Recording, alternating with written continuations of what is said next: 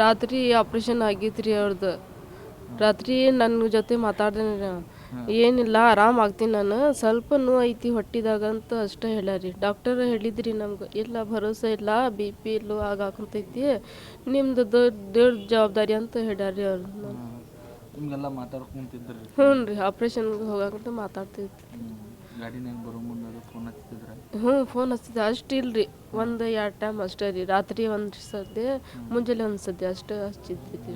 ಯಾವ ಊರಿನಿಂದ ಬರ ಅಂತ ಹೇಳಿದ್ರಿ? ಹಾಂ, ಎಲ್ಲಿಂದ ಬರಾಕೊಂತೀರ ಅಂತ ಏನೋ ಹೇಳಿದ್ರಿ? ಏನಿಲ್ರಿ, ಆರಾಮೈತಿಲ್ಲ ಹುಡುಗರು ಆರಾಮೈತಿ ಅನ್ನ ಅಷ್ಟೇ ಹೇಳ್ಯಾದ್ರಿ ಅವ್ರು. ಮತ್ತೇನು ಹೇಳಿರಿ. ಎಷ್ಟು ಮಂದಿ ಮಕ್ಕಳು? ಏನು ಬಚ್ಚಿ 3 ಮಂದಿ ಮಕ್ಕಳು ಐತ್ರಿ. 2 ಹುಡುಗ 1 ಹುಡುಗಿ ಐತಿ. ಮನೆ ನಡೆಸ್ತಿದ್ರಲ್ಲ? ಎಲ್ಲ ಅವರು ನಡೆಸ್ತಿದ್ರಿ. ನಮ್ಮ ಎಲ್ಲ ಮನೆ ಜವಾಬ್ದಾರಿ ಅವ್ರದ್ದು ಐತೆ. ಹೊಲ ಇಲ್ಲ, ಮನೆ ಇಲ್ಲ, ಏನಿಲ್ರಿ, ಬಾಡಿಗೆ ಮನೆದಾಗ ಇದ್ದೀನಿ ನಾನು. ಮುಸ್ರಿ ತಿಕ್ಕಿತ್ತು ಮನೆ ಇದು ಮಾಡ್ತಿದ್ದಿ ನಾನು.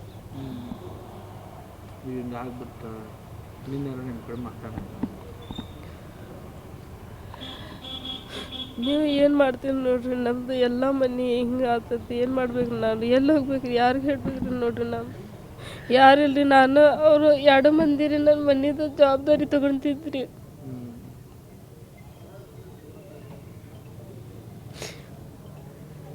ಮತ್ತೆ ಏನಾರು ಹೇಳ್ತಿದ್ರಿ ನಿಮ್ಮ ಕಡೆ? ಏನಾರು ಹೇಳಿದ್ರ? ಏನಿಲ್ರಿ, ಹಂಗೆ ಆರಾಮೈತಿ, ಏನು ಆಗಂಗಿಲ್ಲ ಅಂತ ಅಷ್ಟೇ ಹೇಳಿ. ಏನಿಲ್ಲ ರೀ, ಆರಾಮೈತಿ, ನಾನು ಆರಾಮೈತಿ ಅಂತ ಅಷ್ಟೇ ಹೇಳ್ಯಾರಿ. ಏನಿಲ್ಲ. ಆಪ್ರೇಷನ್ ಆದ್ಮೇಲೆ ಅವಾಗ ಮಾತಾಡ್ತಿಲ್ಲ ರೀ, ಸುಂದಾಗೈತಿ, ಹಂಗೆ ಹೋಗ್ಯಾದ ನೋಡ್ರಿ ಜೀವನ.